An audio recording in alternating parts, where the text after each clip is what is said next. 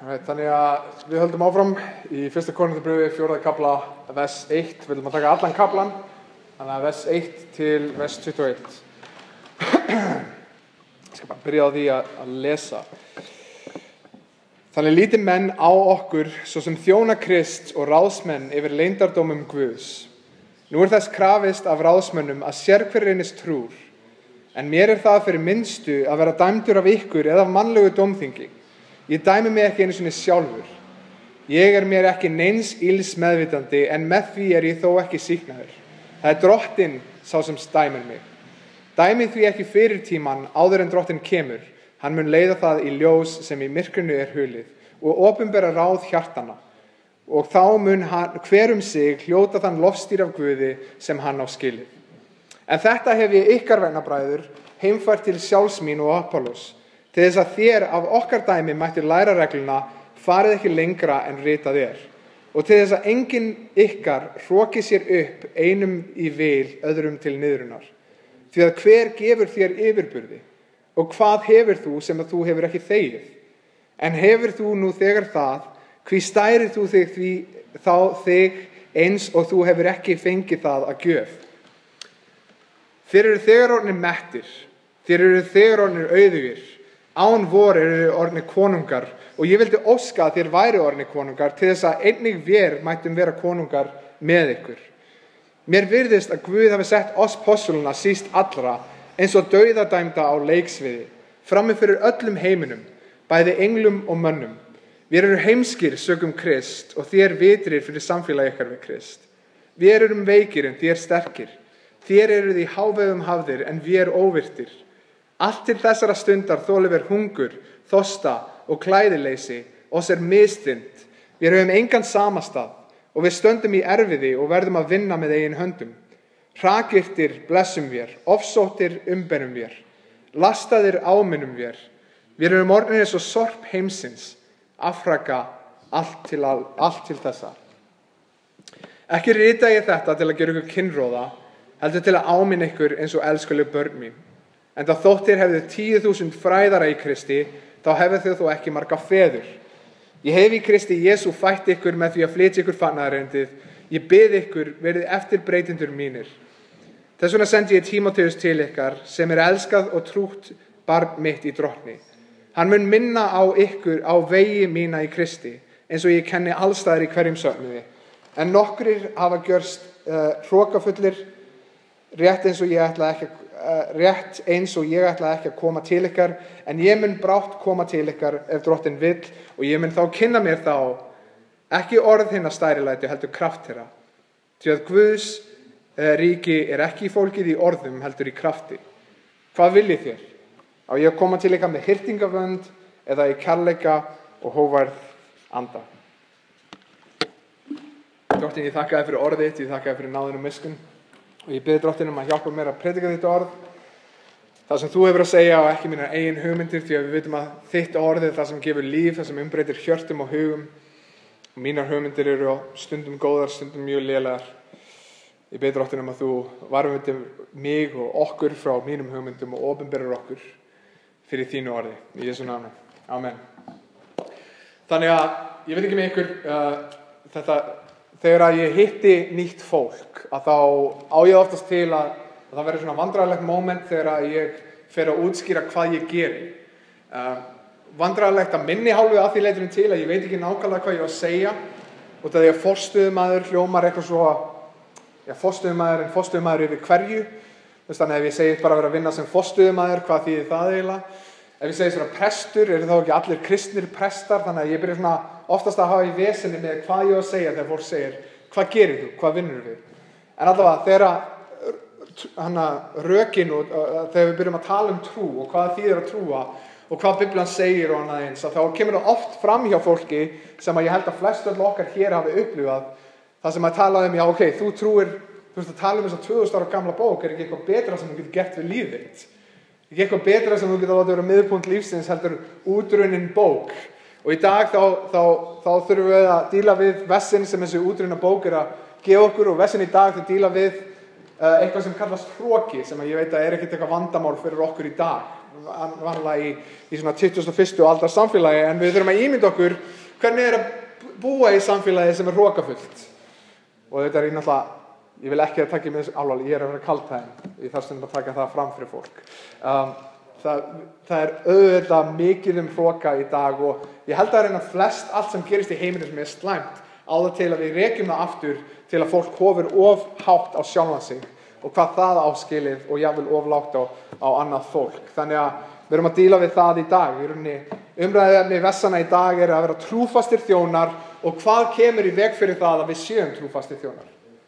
Þannig að hann nefnir þannig að við séum trúfastir þjónar. Hann nefnir það að það sem allir kristnir og reyndar yfir seinustu 2 daga eða 2 seinustu sunnudaga búið að nefna það aftur og aftur og aftur. Það ein stjarna sem við tölum Það engin lykilleikmaður ef að Gunni fer, eða Raggi fer, eða Catherine fer, að kirkjan allt í einu hrynur og ríki Guðs og Íslandi getur ekki haldið áfram að vaxa. Heldur eru við búin að læra aftur og aftur það að það ein stjarna sem við predikum Að það ekki sendiboðanir sem eru merkilegir, það hvað þeir predika sem merkilegt.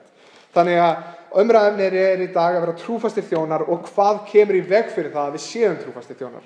Þannig að oftast þegar þú mætir fólki að þá það tilbúið að þjóna. Það tilbúið að segjast vera tilbúið að þjóna, það tilbúið að segja ég þjónn og það hljómar einhvern veginn svona göfuglega fyrir fólki.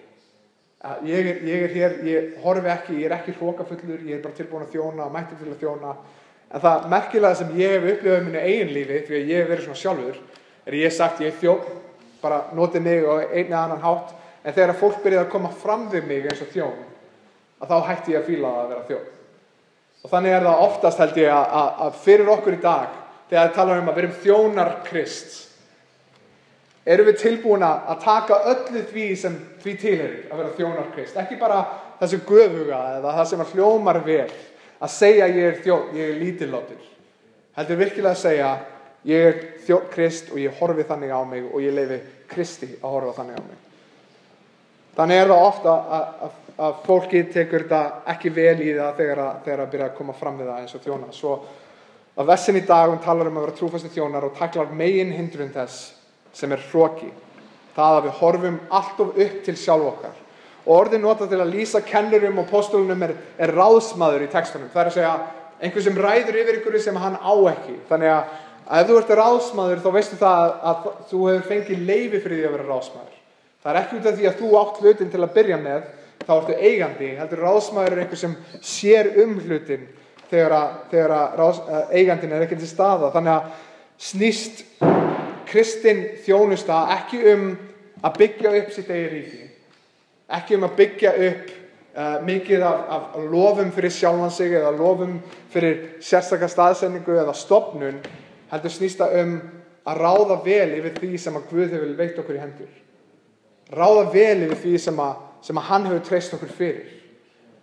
Þannig að við eigum þetta ekki og því miður þá sést þetta oft, til dæmis ef við horfum á sjónvarpspredikara sem að biðja aðra einkaflugvél eða hvað sem það að þá sést það oft að lítur oft út fyrir þeim sem kalla sig kristna og að boða trúna, það hljómar oft og lítur oft út þannig að þeir séu að byggja sitt eigið ríki, að byggja sitt eigið nafn.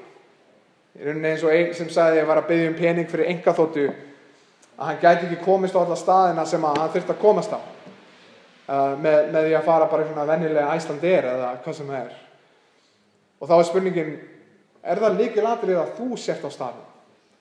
Það lykilatriði, það merkilegast að þú sért á staðnum? En það sem við þurfum að minna okkur á þegar við erum að predika orð Krist að við erum þjónar. Við erum ekki eigendurnir. Það ekkert sem hættir að virka þegar ég fer eða ekkert okkur fer. Heldur erum við góðir ráðsmenn yfir því sem Guð hefur nú þegar falið okkur í hendur. Og eins og Páll talar í 2. Korinthubréfinu 4. kafla, þá talar hann að við erum leirker sem berum fjarsjóð Krists. Þess að við erum leirkerinn sem berum fjarsjóðin og leirkerið í sjálfum sér ekkert sem á skilið heiður eða dýrið heldur það sem það ber. Og þannig það að kirkjan ekki merkileg nema það að hún predikar eitthvað sem merkilegt. Það að segja að við predikum fagnaðarerindi sem endurleysir sálir okkar og hreinsar syndir okkar. En spurningin fyrir okkur í dag, þegar við færum okkur yfir í vers 3-5 af textunum okkur í dag, að þá spurningin góð fyrir okkur til að íhuga á hvern horfum við fyrir samþykki.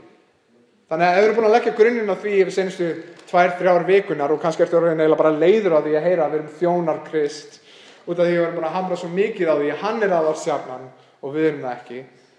Hvert horfum við til að vita að við stöndum okkur vel í okkar hlutverki? Hvert horfum við til þess að vita að ég er góður þjónn, að ég er ekki hrokafullur og annað eins? Og í versum 3-5 í dag þá getum við horft á þann texta og við getum séð það. Við getum talað um að vera þjónar Krist, en hvert horfum við til þess að vita hvernig okkur gengur? Hvernig vitum við, eins og í dag þegar hann er að skrifa til fyrsta bréfsins til Korintumanna, þá er hann í rauninni að leggja grunninn fyrir hvað það lítur út fyrir að vera heilbrigð kirkja. Hvernig vitum við hvað heilbrigð kirkja er? Hvert horfum við? Hver er staðallinn? Þannig að, til dæmis, ef þú ert meðlimur í þessari kirkju, þá veistu á hverjum einasta mánuði þá reyni ég að senda út svona skýrslu. Það sem að ég fer yfir til dæmis tölur. Hvernig mánuðurinn leit út. Það er að segja, hvað var mikið gefið af peningum, hvað komu margir nýir, ef einhver frelsaðist, hvað mættu margir á samkomur og heimahópa og annað eins. Og þú farið svona yfirlitum, hvernig gengur kirkjun okkar og miðað við seinustu ár. Þannig að ef þú ert meðlimur, þá gæti, þú veist, ef ég fæ þetta hverjum mánuði og Gunnar leggur mikla áherslu á þetta, er þetta það sem segir okkur að við séum heilbrigð kirkja? Út af því að það eru margar kirkjur sem horfa þannig á það. Ef það eru nógu fólk að mæta, ef það er nógu fólk að koma, að þá erum við heilbrigð kirkja. En í versunum í dag, þá sjáum við að hann horfir ekki á tölunar fyrir hvað það er að vera trúföst eða heilbrigð kirkja, heldur horfir hann á í rauninni hvert við horfum fyrir samþykki okkar. Í versum 3-5 þá sjáum við að annað fólk fær ekki að dæma Pál. Hann segir mér þess að sjálfur, ég dæmi ekki einu sinni sjálfan mig. En segir, ég er þó ekki sýknaður út af því að það er einn sem dæmir mig sem er Guð. Þannig að hann er Páll að segja, við fögnum þegar fólk kemur og það vex, til dæmis í gjafmildi, þess vegna látum við það út hvað mikið gefið yfir mánuðum. Við fögnum því þegar fólk kemur á samkomur, þegar það lofar Guð og heyrir fagnaðarerindi predika. Við fögnum því þegar að fólk kemur til trúar eða nýtt fólk kemur, en á sama tíma þá er það ekki sem skilgreinir heilbrigða kirkju, heldur sjáum við í versunum í dag, það sem skilgreinir heilbrigða kirkju er Guð. Og það er ekki aðrir menn sem dæma hvað er að vera góður þjónn. Það er ekki Páll sjálfur sem dæmir sjálfan sig hvað er að vera góður þjónn. Það er Guð. Og hann bendir á reglu sem hann og Apollos fara, sem er að horfið ekki lengra en ritningarnar. Þannig að það er ekki út af því að við þessum hlutum sem að við erum heilbrigð kirkja, heldur er það Guð sem dæmir. Og það er meira heldur en bara hvernig það lítur út. Við getum verið með stútfullt húsnæði einn daginn ef Guð blessar svo, en ef við predikum innihaldslausa predikanir, ef við syngjum lög sem snúast ekkert Jesú Krist, og ef að líf fólks og augu fólks sjá ekki að sjá fagnaðarerindi þegar þau fara út, þá skiptir engu máli hversu margir eru að mæta. Það getum við alveg eins sagt að vera tónleika, þannig að það er Guð sem dæmir hvað það lítur út að vera trúfastur og góður þjónn og trúföst og góð kirkja. Og dómur hans, hann dæmir ekki bara hvernig það lítur út, heldur veit hann hvað dvelur í hjörtum okkar. Þannig að í reikningunum, ég veit að það er mjög vinsælt í dag að segja, heyrðu, enginn dæmir mig, Guð einn dæmir mig. En svo á öðrum stöðum í Biblíunni þá sérðu til dæmis þegar Páll er að skrifa til Tímóteus, þá er hann að segja, hei Tímóteus, dæmdu þær kenningar sem eru rangar og hentu út þeim kenningum sem eru rangar. Vertu að verja kirkjuna þeirra fyrir kenningum. Þannig að á einu leitinu til þá sjáum við Pál segja, heyrðu, ég dæmi ekki, ég leyfi öðrum ekki að dæma mig, ég dæmi mig ekki og Guð einn dæmi mig. En á sama tíma þá eru margir í dag sem segja, Guð einn dæmi mig, það er ekkert annað en það að segja. Það sem hann er að tala hér er, hann dæmir það hvað hjarta mitt segir. Og þannig að þegar Biblan talar að við eigum ekki að dæma, eða við eigum ekki að setja okkur í hásæti Guðs, þá er hann að segja það að við getum ekki vitað hvað býr í hjörtum fólks. En á sama tíma þá er reikningin talar það að við eigum að standa vörð sannleikann, að við eigum að standa vörð fagnaðarerindið, að við eigum að dæma þegar það kemur að því, er þetta rétt eða er þetta rangt? Stenst þetta það sem Biblan segir, og það sem við sem kirkja þurfum að gera er nákvæmlega það. Og þetta hljómar allt kannski frekar einfalt, en hvað í ósköpunum gerir það verkum að við gerum þetta ekki. Þú veist, ef verkefni okkar er eitt og sér, við erum þjónar. Af hverju er það að við gerum þetta oft ekki? Og þegar Páll kynnir okkur fyrir helstu hindrun þess að vera trúfastir þjónar eða ráðsmenn, þá hindrunin frekar augljós og hún þessi, það hroki. Við sjáum að það kynnt hana í versum 6 og 7. Í versum 6 og 7 þá segir hann að okkur einfallega það að segir hann okkur ekki einfallega frá hroka, heldur leiðbeiningu af hverju hann rís. Þannig að þau ráð sem hann kemur hvernig dílum við hroka þegar hann kemur upp í okkar eigin lífi, þá sjáum við í versi 6 og 7. Númer 1, versi 6, horfa til reikningana. Númer 2, horfa á raunveruleikann sem reikningana benda til. Þannig að hann segir, lærið þessa reglu sem ég og Páll sem við kynnt okkur og tekið að okkur og horfa ekki, eða fara ekki lengra heldur en reikningarnar. Og hann talar að fara á eftir þeim. Þannig að hann segir þeim að horfa á það sem grundvöllur þeirra. Þannig að það sem við byggjum kirkju okkar á, það sem við byggjum predikun okkar á, það sem við byggjum líf okkar á, hvað Biblían hefur að segja hvað við gerum og hvað við erum. Þannig að án þess að hafa hana, án þess að hafa þennan grundvöll, þá höfum við ekki neitt. Og að benda þeim á það. Athugið, hann hvetur ekki fólk til þess að hver tilfinning þín hvað þú ætti að gera eða hver sannleikurinn þinn eða hvað hann er. Hann bendur á reikningarnar. Hann segir, horfðu til reikningarna sem útskýra sál mannsins og eilíf Guðs. Orð Guðs sem stendur þegar allt annað hrynur. Svo í öðru lagi þá segir hann, horfðu á það sem reikningarna benda til. Horfðu og sjáðu gjöf Guðs og leyfðu því að vera grundvöllur hefðinaðinnar. Grundvöllur alls sem við gerum. Og ég man, þegar ég var 12 ára, upplifði þetta einhver sem 12, 13, 14 ára einstaklingar, að þú horfir á því sem fullkomin, eða svona fullorðinn mann. Einhver búin að upplifa þetta. Það er merkilegt, það er merkilegt svona, þú veist, að þegar ég var 12 ára, þá var ég viss það, að ég var alveg mögnu manneskja, vissi nákvæmlega hvað ég var að gera. Ég var eiginlega orðinn bara mjög þroskaður og ég þurfti eiginlega ekki að ráðum mömmu eða pappa eða í rauninni neinum. Ég þurfti ekki á neinum að halda lengur. Ég var bara orðinn mjög góður fullorðinn maður. Og með þess að merkilegt eitthvað sem á sér stað sem einhver kallaði shrinking senior syndrome að fyrir lengur sem að þú útskrifast frá grunnskóla og horfir tilbaka á hvernig þeir líta út í dag, þá eins og sé alltaf svona yngri og yngri. Þannig að þeir lítu útstundu fyrir mér eins og bara þetta bara börn og útskrifast grunnskóla, eru börn byrjuð að útskrifast. En allavega þegar ég var 12 ára þá var ég fullviss það að ég var bara fullorðinn maður, að hugur minn var góður og ég gat treyst öllum mínum hugsunum þrátt fyrir það að ég var til dæmis búin að fara í skólasund einn daginn og gleymdi algjörlega að láta mig sundskýlu. Þú veist að ég hljóp út bókstaflega á nakin fyrir framan allan bekkinn minn út af því að ég var seinn í sund. Þrátt fyrir það að ég var búin að rota mig með því að hlaupa á vegg. Ég var búin að kveikja í mér einu sinni. Ég var búin að gera alls konar hluti. Ég var búin að brota mér hendina mjög oft. Nánast hvert einasta skipti sem ég fór á snjóbretti, þá braut ég á mér hendina. En samt var ég á þessum stað að ég hugsaði, þið ennþá að hugsa sundskilu? En samt var ég á þessum stað að ég var, ég er 12 ára, ég er basically bara fullorðinn maður og þarf ekki á neinum öðrum að halda. Þrátt fyrir öll þau mistök sem ég hafði gert, þrátt fyrir allt sem ég var búin að gera, öll minn klúður og eina sem ég gerði í rauninni á þessum tíma var að eyða peningunum mínum sem pabbi gaf mér og spila tölvuleiki. Og ég er viss að ég er að mastera lífið okkar núna. Og allt þetta fullorðna fólk veit ekkert.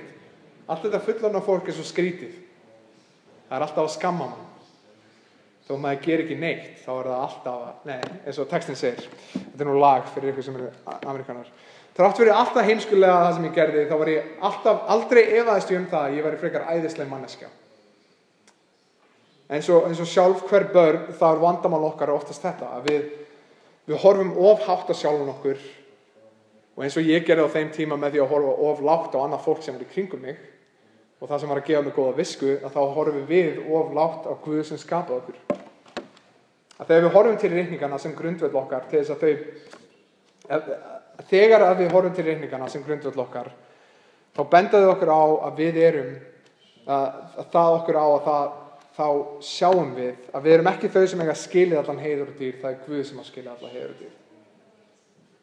Reikningarnar upphefja dýr Guðs frammi fyrir augum okkar og reikningarnar benda okkur á þörf okkar á frelsar og náð. Með þær frammi fyrir augunum okkar, hvernig getum við leitast í hroka? Þannig að mótefnið sem að hann gefur við, þegar við erum þjónar Krist, vandamál okkar hroki, hvernig dílum við hroka, að þá það frekar einfalt, lestu. Horfðu á dýrð Guðs, horfðu á Guð í allri sinni dýrð og sjáðu hver þú ert. Sjáðu þörf þína á frelsara og sjáðu náð hans í krossinu. Það er það sem að hann gefur sem mótefni við hroka.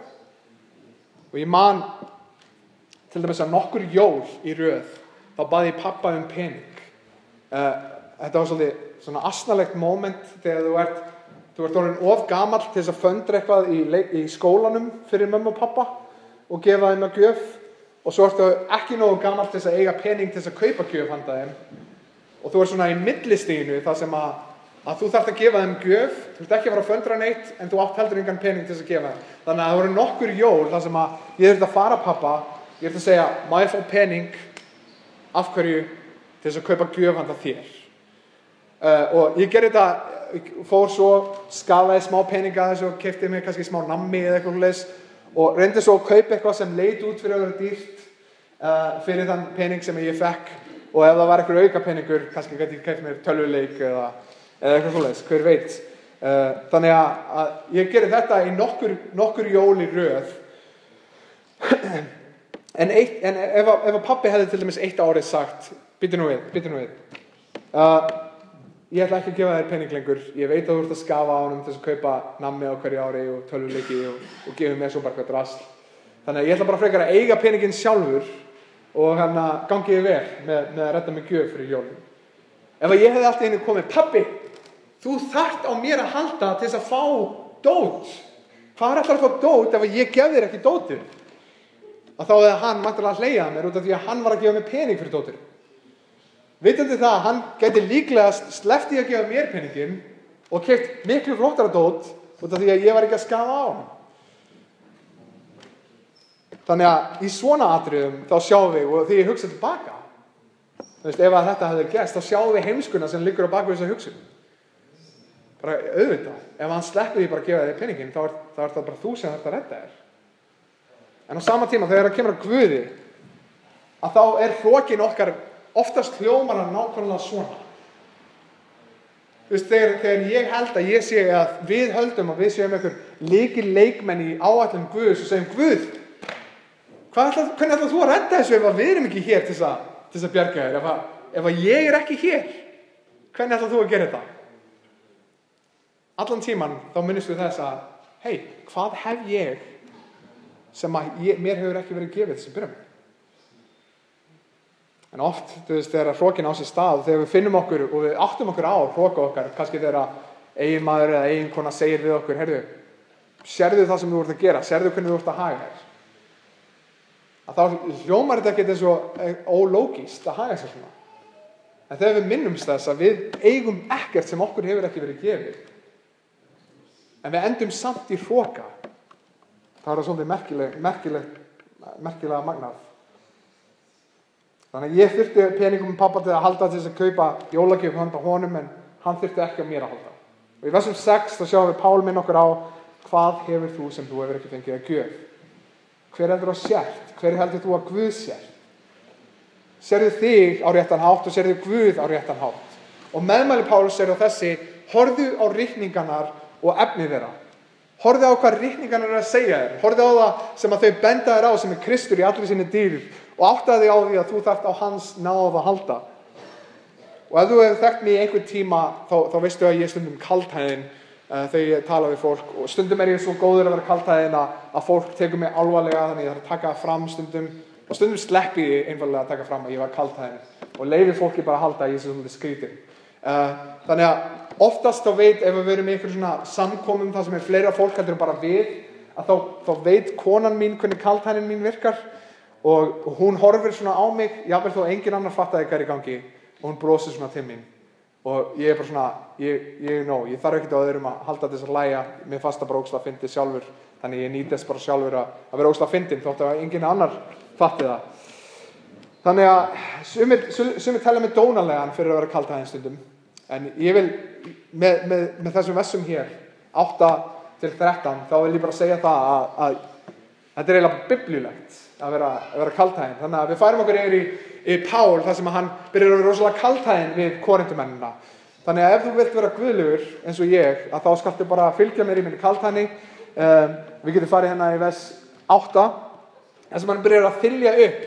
Þetta eru þið konungar og þið eru svo merkilegir án okkar og annað eins.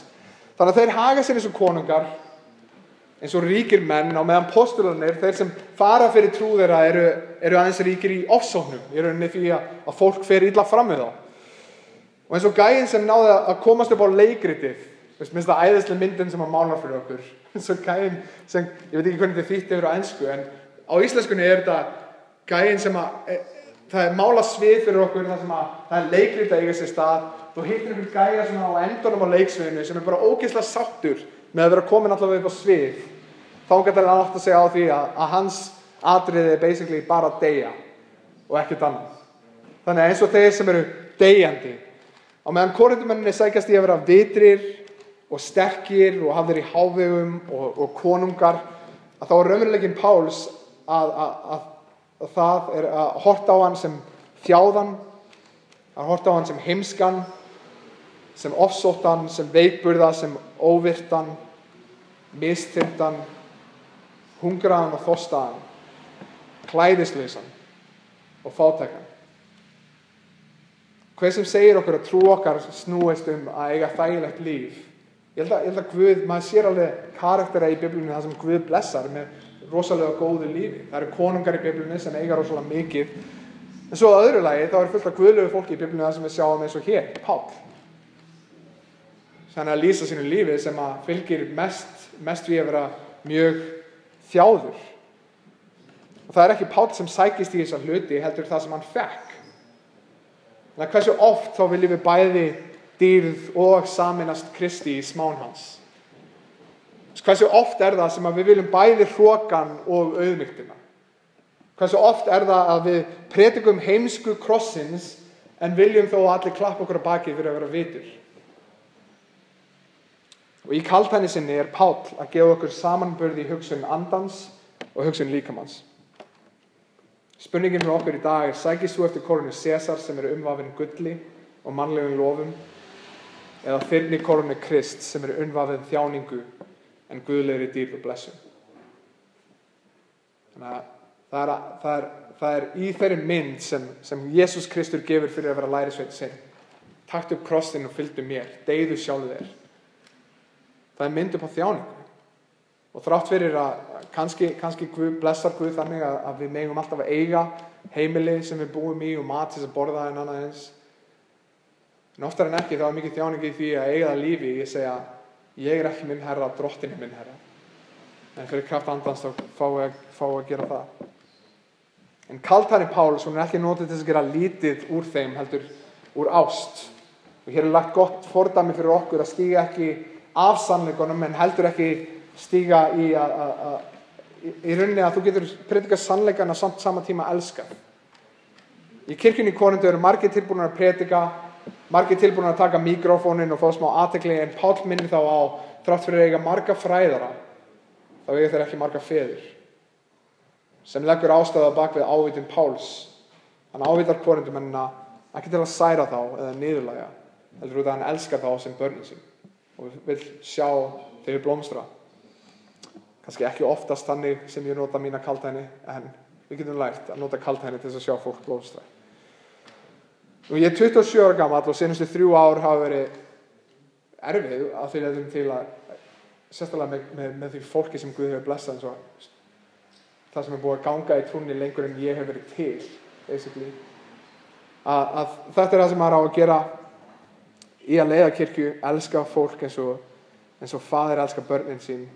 Að hluta vegna þess að margir í kirkjunni eru, ég átti erfitt með þetta út af því margir í kirkjunni eru mun eldri en ég, jafnvel með mun meiri visku en ég.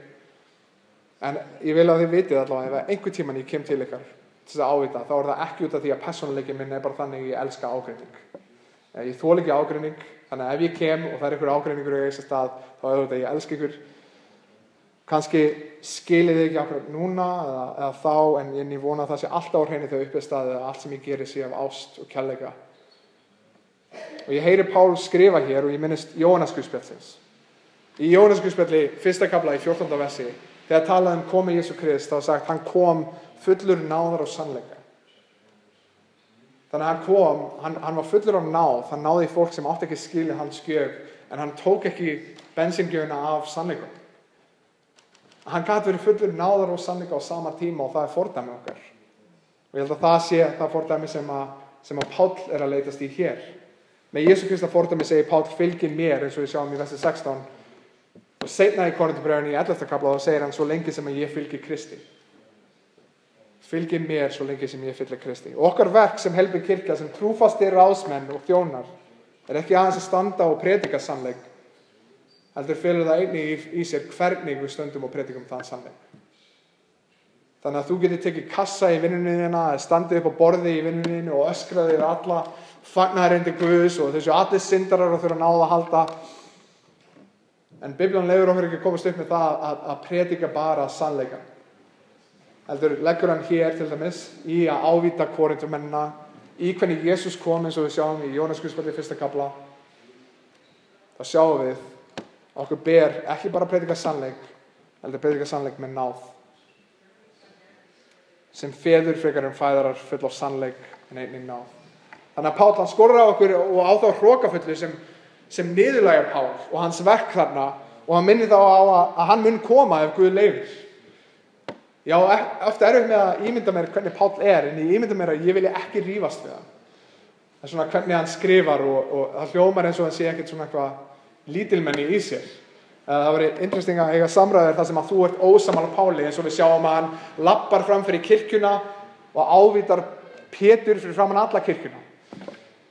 Þannig að það er svona interesting karakter hvernig þessi Páll en þá mun hann ekki skoða getu þeirra til að predika.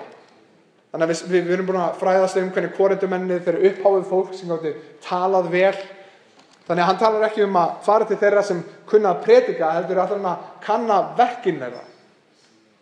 Út af því að ríki Guðs ekki byggð á orði, heldur á valdi. Og kirkja Krist sinnir ekki einungis því að predika, heldur fyrir predikun orðs Guðs, opinberast verk heilags anda í krafti.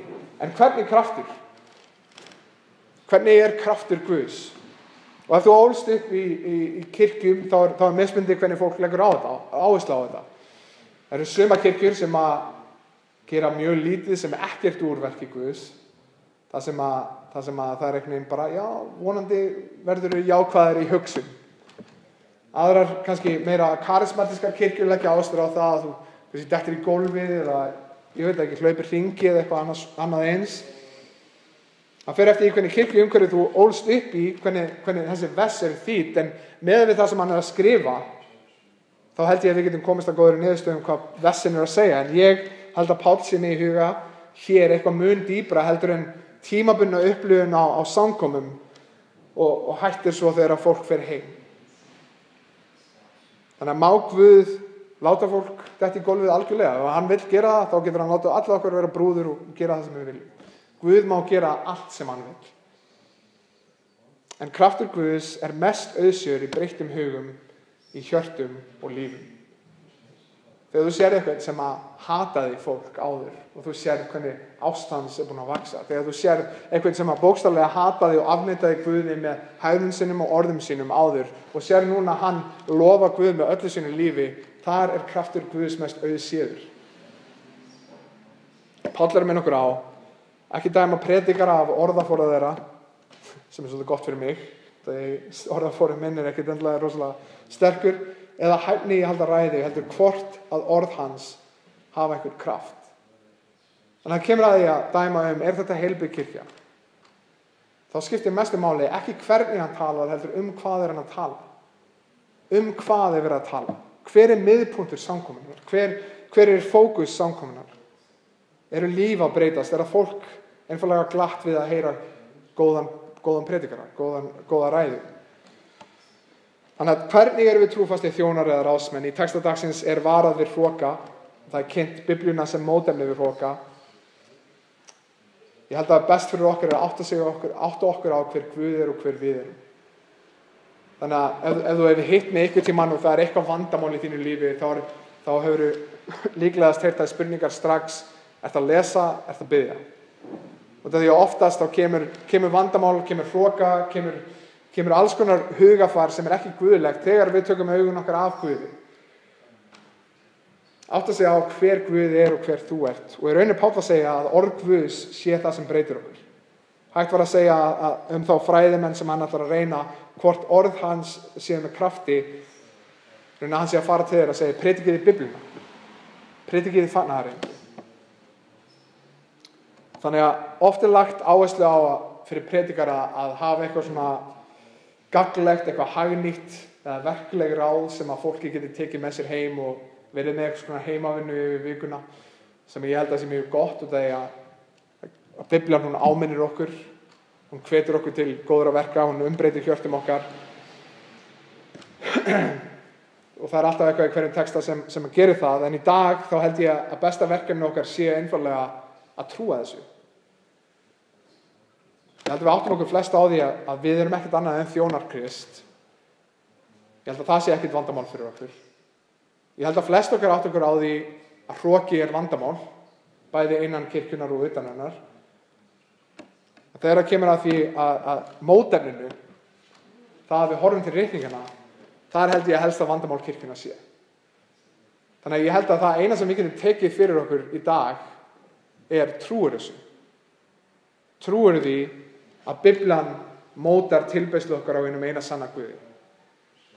Trúir því að Biblan kennir okkur og hvetur okkur til að biðja. Trúir því að Biblan sigti út tilfinningar okkar og vilja Guðs. Trúir því að Biblan drepur hroka okkar. Og ef þú ert kristinn, þá ertu líklega að sammála öllu því sem þú að segja, en ertu að haga þér þannig. Þannig að ef að Biblan er mótefni við óguðlegum hugsunum, ef hún er mótefni við hroka, ertu að lesa hana eins og hún sé það. Ertu að lesa hana eins og þetta sé raunveruleikinn. Og einhver predikari sagði einu sinni, þú þarft ekki meiri þekkingu, heldur þarft þú að læra að fylgja því sem þú veist nú þegar. Ég veit ekki hvort ég sé sammála á því, út af því að ég held að þekkingin verði alltaf mun meira heldur en okkar hvernig við hlýðum henni. Og ég held að við ættum ekki að hætta að læra Guð þrátt fyrir að við séum ekki búin að fylgja öllu því sem við vitum nú þegar. En við verðum að taka upp kross okkar og gerast betri í að fylgja því sem við vitum. Og í dag þá er textinn augljóslega að benda á það að við vitum, mótefni okkar er Biblan. Mótefni okkar er að horfa á Guð og sjá hann í allir sinni dýrð og sjá hann og náð hans til okkar og hvernig í ósköpunum getum við verið hrokafull þá. Það er góður grunnur lagður að heilbrigðri kirkju. Þannig að verkefnið okkar er ekki bara að þjóna, heldur að þjóna af réttri ástæðu. Ekki bara standa á sannleik, heldur standa á sannleik með náð. Og að lokum þá langar við að lesa í öðru Tímóteusarbréfi 3, 16-17. Segir hér, sérhver ritning er innblásin af Guði og nytsöm til fræðslu, til umvöndunar, til leiðréttingar, til menntunar í réttlæti, til þess að sá sem tilheyrir Guði sé albúinn og hæfur gjör til sérhvers góðsverks. Hæfur gjör til sérhvers góðsverks.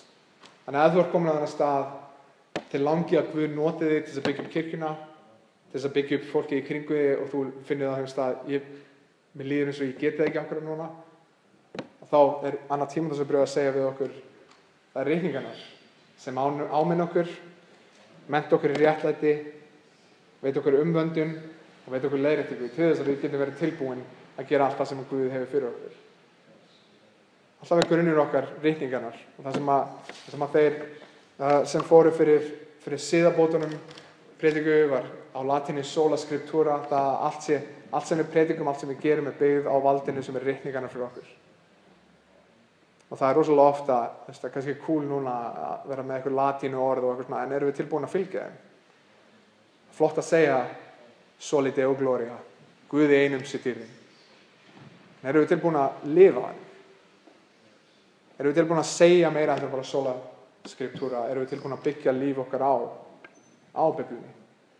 Það er mótefnið sem við fáum. Þannig að við skulum biðja. Faðir, ég þakka þér fyrir að við fáum að koma saman og við fáum að lofa þitt heilaga nafn.